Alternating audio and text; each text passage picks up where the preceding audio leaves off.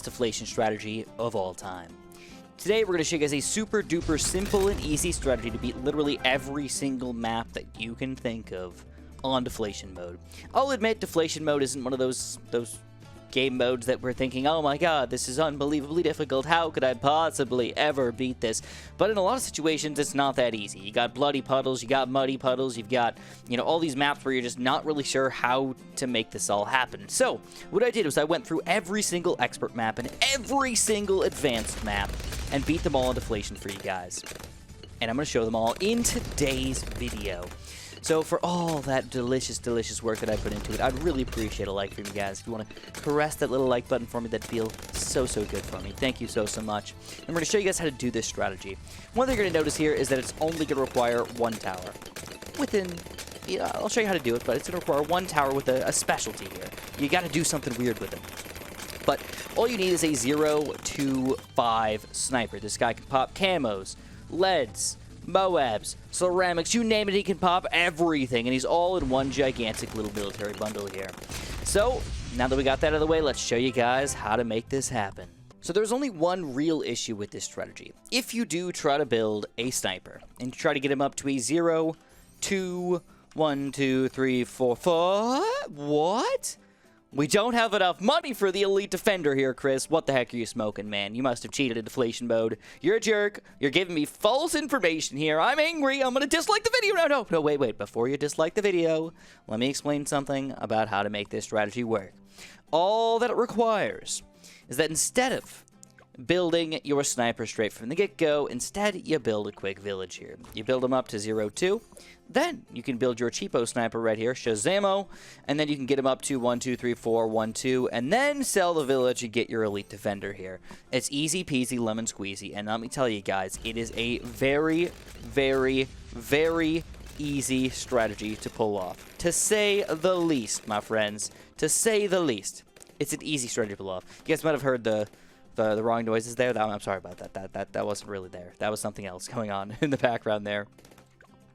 But this guy is a wonderful, wonderful tower.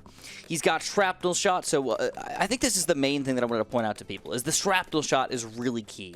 If you don't buy the shrapnel shot, you will lose very easily. Like, it's not even a question if you'll even get close. You're probably losing around 39 or 40 or something like that, even on easy maps. You really need that shrapnel shot to pull it off, but like I said, he can pop every single type of balloon and get it all down.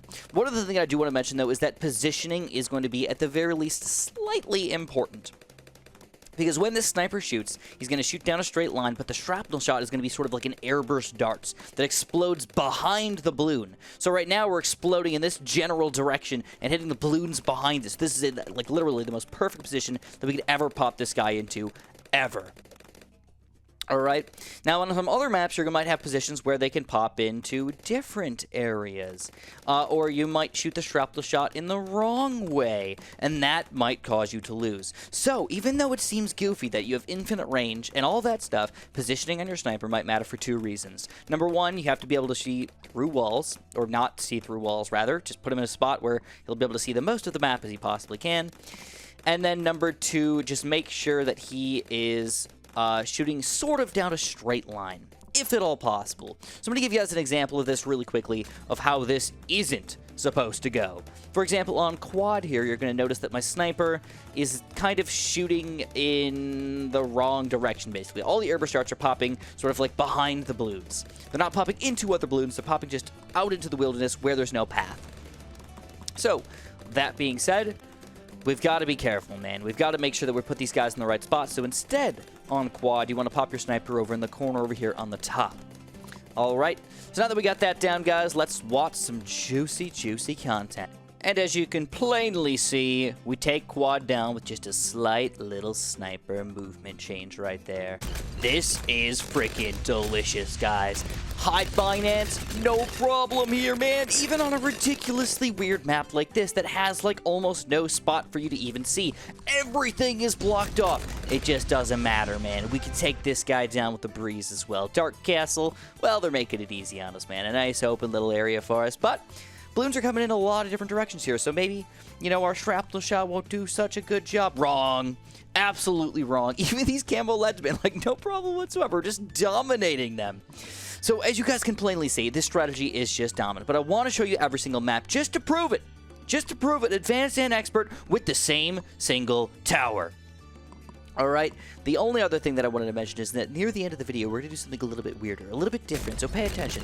Make sure if you just want to watch me beat Deflation mode, well, that's fine, but near the end of the video, we're going to show you guys something kind of cool. At least I think it's kind of cool, so pay attention and get this going. One weird thing about this strategy is definitely the weirdness of the camo lead popping power, because the shrapnel shot itself can't pop the camo leads for some reason, but the regular one can. Now check this out, bro. This is Bloody Puddles. This is supposed to be the most, by far, the most difficult map in the game. But guess what? Even with these two random Jeep rocks situations going on in the middle there, we can still take down Bloody Puddles. Are you kidding me? Losing no lives whatsoever?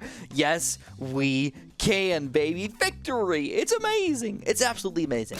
There's honestly no rhyme or reason to which maps I'm choosing here to show you guys in which order.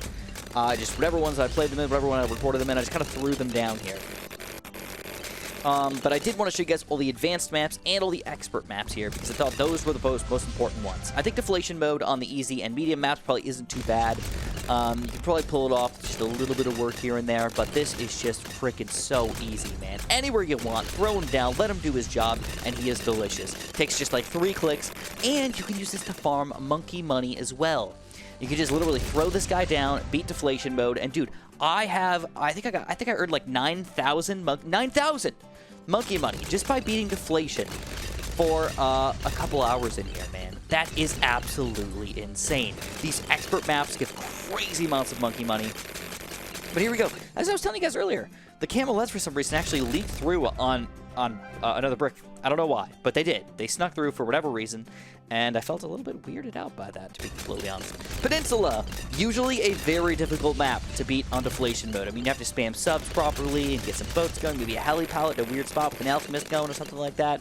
With the sniper, it's seriously the easiest thing you could ever imagine, man. Even without even a good spot, just own them with shrapnel, and you dominate. This map does require a slightly important position for your sniper. Pop the village down just a tiny bit below him to the right. You can still put him in range here, pop the sniper right there, and you can still see these Moabs as they pop in right from the get-go here without anything getting in the way of him. And we, of course, beat this one. Now, this map, in particular, was probably the weirdest one for me, because my first idea was, of course, we put the sniper right in the middle of the map.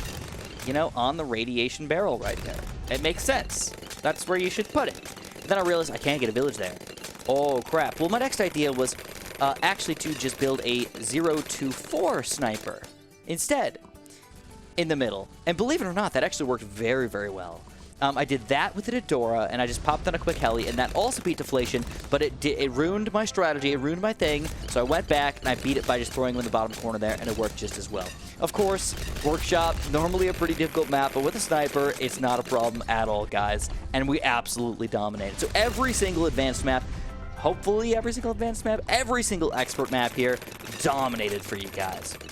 Now, my next question was, as you can probably tell, we kind of like this sniper. At least I do. I think this is a really, really interesting sniper. I wouldn't mind using him in a lot of different ways, to be completely honest with you guys.